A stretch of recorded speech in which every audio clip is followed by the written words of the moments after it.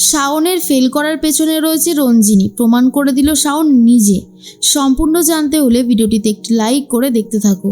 গল্পের শুরুতেই আমরা দেখতে পারি শুভর কথা মতো শাওন রুদ্রপুর যাবে না বলে তার বাবাকে জানিয়ে দেয়। এরপর শুভ বলে, ম্যাডাম আপনি শুধু শুধু চিন্তা করছেন। শাওন বলে, এটা শুধু শুধু চিন্তা? তুমি যে কেন এরকম একটা বুদ্ধি বার করতে গেলে সেটাই যেন আমি এখন বুঝে উঠতে পারছি না। এবার কি হবে? আমি যদি রুদ্রপুর না যাই আমি মায়ের সম্পর্কে কি করেই বা খোঁজখবর নেব বলো তো শুভ। শুভ তখন বলে, দেখুন ম্যাডাম, আপনি ভাববেন না যে আপনি হেরে গেছেন, শুধু এটুকু ভাবুন যে কিভাবে কাজটা হবে। দেখুন আমি আপনাকে ঠিক যেভাবে বলবো সেভাবেই স্যার বলবে, আপনাকে কিন্তু ঠিক সেইভাবেই রিয়াকশন দিতে হবে। প্রথমে স্যার এসে দেখবেন আপনাকে বলছে সব কিছু। তখন শাওন বলে, শুভ তুমি এমন করে বলছো যেন তুমি সবটা আগে থেকে জেনে বসে আছো। শুভ বলে, কিছুটা হলেও জানি, আমি বলছি আপনি মিলিয়ে নেবেন। এদিকে রুদ্রপুর থেকে ফোন করেছে নীলরতনবাবু বীরুবাবুকে আর বলে, তোমরা সবাই আসছো তো? আমাদের রুদ্রপুর কিন্তু তোমাদের জন্য অপেক্ষা করছে। আর ম্যাডামও তো জানতে চাইছিল।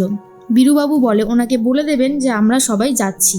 আমি যত তাড়াতাড়ি সম্ভব ওদেরকে নিয়ে যাওয়ার ব্যবস্থা করছি, আর আমি ছুটিও নিয়ে নিয়েছি। সবটা শোনার পর নীলরতনবাবু বলে, বেশ। এর মাঝখানে রঞ্জিনী বলে, বীরু তুই কি সত্যি সত্যি যাবি বলে ঠিক করেছিস? বীরু তখন বলে, হ্যাঁ দিদি, তার জন্যই তো আমি ছুটি নিয়ে নিয়েছি 1 সপ্তাহ। আমরা সবাই সেখানে যাব, আমার যাওয়াটা খুবই জরুরি, আর শাওনেরও। তখন রঞ্জিনী বলে, কিন্তু শাওন তো বলেছে যাবে না। তখন বীরুবাবু বলে, ওকে তো নিয়ে যেতেই হবে, না হলে কি করেই বা হবে, না হলে যে কিছুই হবে না। এর মাঝখানে বীরুবাবু সিদ্ধান্ত নেয় কি করে শাওনকে নিয়ে রুদ্রপুর রওনা দেবে। অন্যদিকে বাইরের গার্ডেনে বসে বসে ড্রিঙ্ক করছিল ম্যাডি। সেখানেই চলে যায় রঞ্জিনী আর বলে, ম্যাডি তুই আবার এসব শুরু করেছিস?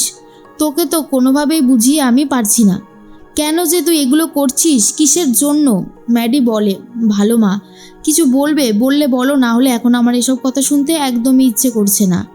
এর মাঝখানেই তখনই রঞ্জিনী বলে, দিন দিন বীরুটা কেমন যেন হয়ে যাচ্ছে। শাওনের সাথেও ওর একটা ভালো সম্পর্ক তৈরি হচ্ছে, যেটা আমি একদমই মেনে নিতে পারছি না। ম্যাডি বলে, তাহলে তুমি কি করবে বলে ভেবেছো? ঠিক সেই মুহূর্তেই শুভ চলে আসে। ম্যাডি তো রীতিমতো নেশার ঘরে দুলছিল, শুভর গায়ে গিয়ে পড়ে আর শুভ বুঝতে না পেরে রীতিমতো একটা ব্লান্ডার করে বসে।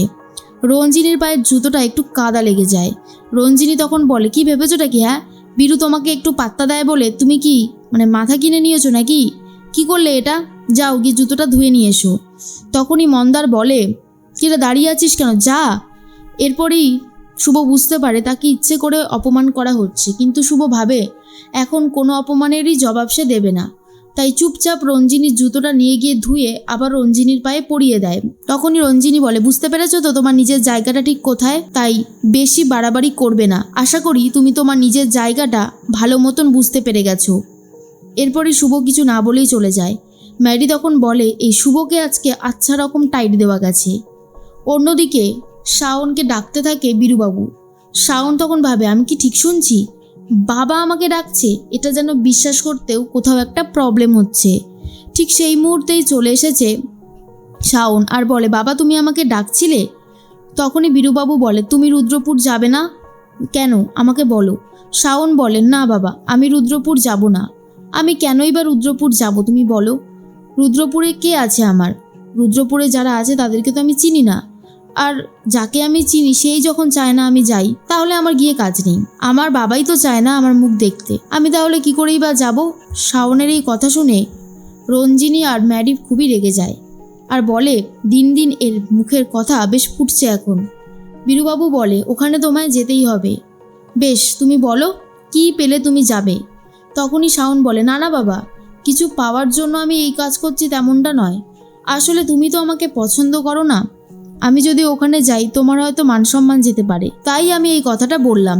কিন্তু বীরুবাবু সবার সামনেই বলে, তুমি আমার সাথে চলো, আমি মন থেকে চাই তুমি যাতে আমার সাথে যাও। কথাটা শুনেই শাওন খুব খুশি হয়ে যায় আর বলে, তুমি যখন বলছো তাহলে তো আমি যাবই যাব।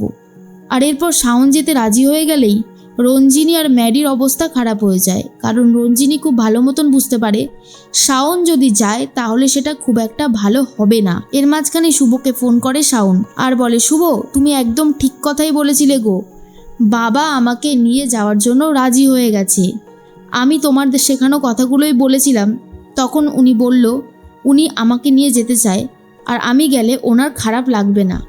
শুভ বলে, দেখলেন তো ম্যাডাম, আপনাকে বলেছিলাম অভিনয়টা করতে, আর আপনি কত সুন্দর অভিনয় করে পুরোটা ম্যানেজ করে নিলেন।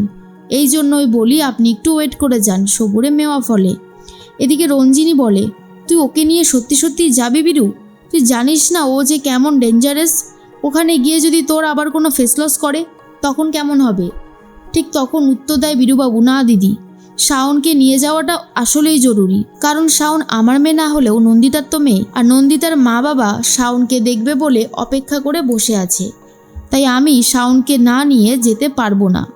তখন রঞ্জিনী ভাবে, শাওন শাওন আর শাওন, চারিদিকেই মেয়েটার নাম একেবারে উজ্জ্বল হয়ে রয়েছে যেন। কি করে যে আমি আটকাই সেটাই বুঝে উঠতে পারছি না। এদিকে বীরুবাবু মনে করে শাওন যদি না যায় তাহলে পুরো প্ল্যানটাই নষ্ট হয়ে যাবে, তাই শাওনকে নিয়ে যাওয়াটা দরকার। শাওন তো বাবার এক কথাতেই রাজি হয়ে গেছে যাওয়ার জন্য। শুভকে পুরো বিষয়টা যখন খুলে বলে, শুভ তখন বলে, ম্যাডাম আপনি তাহলে আর দেরি করছেন কেন? জামা কাপড় যা যা আছে সব কিছু গুছিয়ে নেন, আপনাদের তো আবার বেরোতে হবে। তখন শাওন বলে, জানো তো শুভ, আমার বরাবরই ইচ্ছা ছিল যে আমি আমার মায়ের ব্যাপারে খোঁজ খবর নেব। মায়ের সম্বন্ধে, মায়ের বিরুদ্ধে যারা গিয়ে ভুলভাল কথা রটিয়েছে তারা আসলে কারা, পুরো ব্যাপারটাই বা কি, সবটাই আমার জানার খুব আগ্রহ আছে। তখনই শুভ বলে, একদিন আপনি আপনার স্বপ্নের জগতে ঠিকই পৌঁছতে পারবেন, আপনি আপনার কার্যসিদ্ধি করতে পারবেন দেখবেন, কিন্তু তার জন্য আপনাকে একটু অপেক্ষা করে যেতে হবে। শুভর কথা শুনে শাওন খুব খুশি হয়, আর শুভ যা যা বলে সেটাই মেনে চলতে চায়। এর মাঝখানে রঞ্জিনী ম্যাডিকে বলে, এরকমভাবে চলতে থাকলে আমি শেষ পুরোপুরি, আমি আর কখনোই মাথা তুলে দাঁড়াতে পারবো না ম্যাডি। ম্যাডি বলে, উফ তুমি শুধু শুধু ওকে নিয়ে এত ভাবছো, একবার যা কি না রুদ্রপুরে, দেখো ওকে আমি ঠিক কীভাবে আটকে দিই, ও কিছুই করে উঠতে পারবে না। শাওন ঠিক করে যেভাবেই হোক যাবে, আর গিয়ে আসল অপরাধীকে খোঁজার চেষ্টা করবে। অন্যদিকে শাওন তো রীতিমতো একটা জিনিস দেখে অবাক হয়ে যায়, যা দেখার জন্য শাওন কোনোদিনও প্রস্তুত ছিল না, আর সেটা ছিল এক্সাম টাইম টেবিল। শাওন বুঝতে পারে কেন সে পরীক্ষায় ফেল করেছে, আর এর পিছনেই বা কে আছে। রঞ্জিনীর কাছে গিয়ে বলে, পিসিমণি এবার আমি বাবাকে বলে দিই আমার ফেল করার পিছনে সম্পূর্ণ হাত রয়েছে তোমার। যা শুনে রঞ্জিনী তো পুরো অবাক, আর বলে, এটা তুমি কি বলছো? হ্যাঁ কী বলছো তুমি এসব? শাওন বলে, তোমার ড্রয়ার থেকে এই যে এক্সাম টাইম টেবিলটা উদ্ধার করেছি, তাহলে এবার তো প্রমাণ করা সহজ হয়ে যাবে যে এই কুকীর্তির পিছনে যার হাত রয়েছে সে আর অন্য কেউ নয়, সে হলে তুমি। বাবা এটা শুনলে না অনেক কষ্ট পাবে। রঞ্জিনীর মুখ ছোট হয়ে যায়, বুঝতে পারে শাওন ধরে ফেলেছে।